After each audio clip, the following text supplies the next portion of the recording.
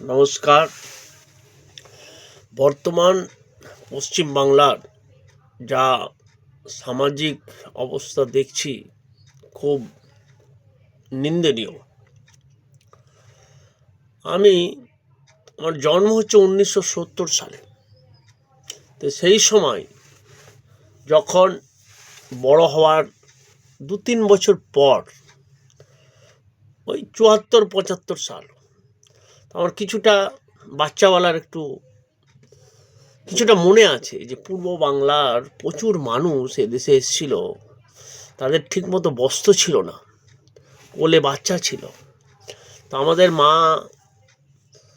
মায়েরা দিদারা তো ভাতের ফ্যান দিত, তাদের কিছু খাবার দিত। তো এত পরিমাণ পূর্ব বাংলার লোক এসেছিল আমাদের এই পশ্চিম বাংলাতে।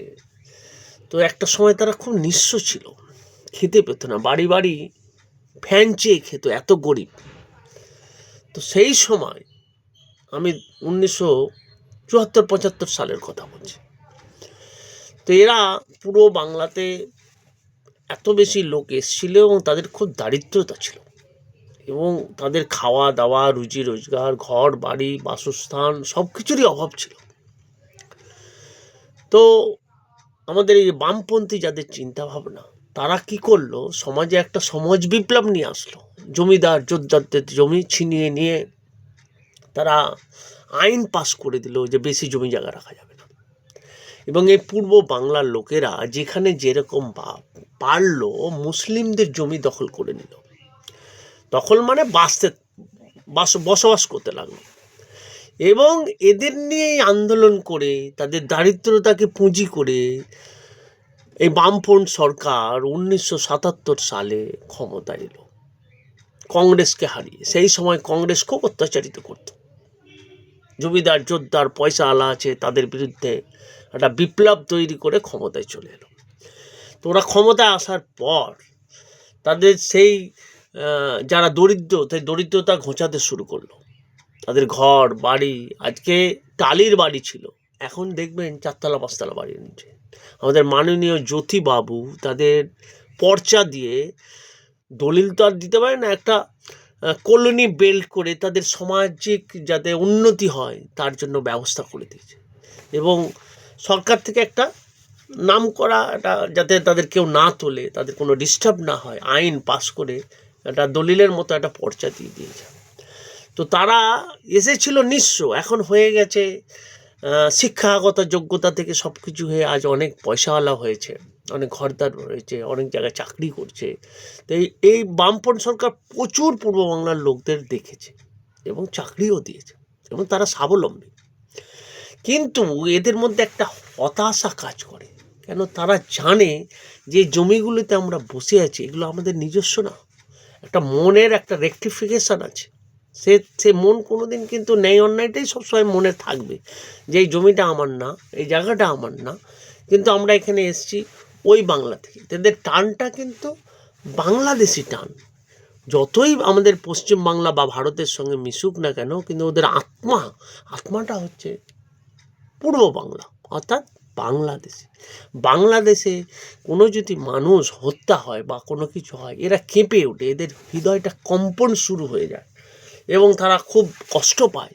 আর সত্যি কোনো মানুষ এরমভাবে নৃশংসভাবে হত্যা হলে যে কোনো মানুষেরই কষ্ট হয়। আমরা এদেশীয় মুসলিম, আমরা নবাব দেশের লোক, আমাদের হয়তো কম্পনটা কম হয়, কিন্তু হয় প্রতিবাদ, অন্যায়ের প্রতিবাদ আমরাও করি না যে তা নয়, আমরাও প্রতিবাদ করি। যেগুলো নক্করজনক ঘটনা সেটা নিশ্চয়ই প্রতিবাদ করব। কিন্তু এদের কম্পনটা বেশি কেন, তাদের জমি জায়গা পূর্বপুরুষ সমস্ত মানুষগুলো তখন থেকে ফেলে এসছে, এরা বেশি সেন্সিটিভ হয়ে পড়ে এবং তারা আলোড়িত হয়ে যায়। এখন একসময় এরা পূর্ব বাংলার লোকরা বামপন্থী ঘেঁষা ছিল, এখন ওরা তৃণমূলপন্থী হয়ে গেছে। এবার তৃণমূলকেও মানুষ পছন্দ করছে না। কেন পছন্দ করছে না? না, এরা মুসলিম নিয়ে চলছে এবং পূর্ব বাংলার লোক মুসলিমদের নিয়ে প্রচুর অ্যালার্জি মানে তাদের সেই স্মৃতিটা মনে রেখে দিয়েছে যে আমরা একসময়, আমার বাপ দাদা চাচা তারা অত্যাচারিত হয়েছে, দেশ থেকে পালিয়ে আসতে হয়েছে। আবার যদি এই তৃণমূলের কাছ থেকে যদি আবার কোনো অঘটন ঘটে, যদি আবার কিছু বিপদ ঘটে যায়, তাহলে বামপন্থীতে হয়ে গেল তৃণমূলপন্থী। এবার তৃণমূলপন্থী থেকেও এরা শিকড় পাচ্ছে না যে মমতা ব্যানার্জি মুসলিমদের অনেক সাপোর্ট করে, তাদের হয়ে লড়ে। তো এরা একটা আস্থানা খুঁজছে, কিন্তু তাদের মনে এখনও কুড়ে কুড়ে খায় যে আমরা বাংলাদেশি। এরা ভারতীয় থাকলেও তাদের মনটা বাংলাদেশের উপর কাঁদে। তাই জন্যে এরা এখন চাইছে তৃণমূল ছেড়ে বিজেপিতে যেতে। এই বিজেপি তো এখন আর বাংলাকে পেতে চাইছে, কিন্তু বিজেপি তো পাচ্ছে না। তখন কি করছে, এদেশীয় হিন্দুরা, এদেশীয় মুসলিমরা, এরা কোনো অরাজকতা সে করবে না। করছে কারা না, পুরো বাংলার হিন্দুরা। তাদের মনে একটা সংশয় আছে যে তৃণমূল চলে গেলে আমাদের কি হবে। তো এরা বিভিন্ন পোস্টে, মানে সরকারি মন্ত্রী থেকে শুরু করে, যেমন বামফ্রন্টেও বড় বড় পোস্টে ছিল পূর্ব বাংলার অনেক মানুষ, তারা আবার তৃণমূলের বড় বড় পোস্টে পূর্ব বাংলার মানুষগুলো অংশগ্রহণ করে তাদের ফাইটিং করে জায়গা দখল করেছে। এরপর এরা চাইছে যে এখানে যদি বিজেপি চলে আসে, তাহলে বিজেপিতেও যা বড় বড় মন্ত্রিত্ব পদ যেন তারা পায়। তাই জন্য তাদের মাথা কাজ করছে না। তারা একটা হিন্দুর দোহাই দিয়ে মুসলিমদের উপর একটা কুরুতি মন্তব্য করছে। মানে মনে মনে ঘৃণা, মুখে হয়তো ভালো বলছে মুসলিম ভাই ভাই, কিন্তু ওদের মনের অন্তরটা মুসলিমদের সঙ্গে মেনে নিতে পারে না। এদেশীয় হিন্দুরা যতটা ভালোভাবে মুসলিমদের ভালোবাসা দেয়, পুরো বাংলার লোকরা মেনে নিতে পারে না। এই সত্যি কথা বলা তো খুব মুশকিল, কিন্তু জিনিসটা যে একটা বিশৃঙ্খলা সৃষ্টি করছে। আর যারা হিন্দু ভাবাবেগের মানুষ, যারা বিজেপি করে, যারা আরএসএস করে, বজরং দল করে, তারা কি করছে, এই বাঙালিদের এই সেন্টিমেন্টটাকে ওরা লুফে নিতে চাইছে। যে পূর্ব বাংলার যারা লোক হিন্দু, যারা এই দেশে থাকছে ভারতে, তাদের মাথাগুলোকে কুড়ে কুড়ে খাচ্ছে এবং বলছে তোমরা মুসলিমদের এগেনস্টে লড়ো। বিভিন্নভাবে মাথাগুলো খেয়ে নিচ্ছে। আর এরা এই ট্যাপে পড়ে যাচ্ছে, পূর্ব বাংলার লোকরা ট্যাপে পড়ছে। কেন, ওরা একটা মুসলিম বিদ্বেষ বরাবরই আছে। কেন, তাদের একটা পূর্বপুরুষরা অত্যাচারিত হয়েছে, জমি জায়গা ফেলে এখানে আসতে হয়েছে, তাদের একটা ক্ষত তো রয়েছেই। কিন্তু ওরা সিকিউর পাওয়ার জন্য বা আরও যা বেটার জায়গায় যাওয়ার জন্য বিজেপিকে সাপোর্ট করছে।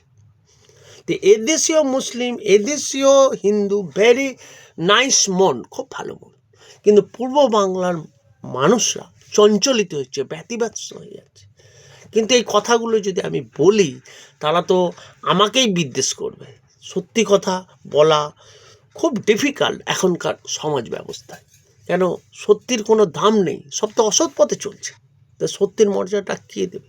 তাই যাও, আমি অনেক ভেবে চিন্তে এই কথাগুলো বললাম। কেউ যদি আঘাত করে থাকে আমাকে ক্ষমা করবে। আসসালামু আলাইকুম।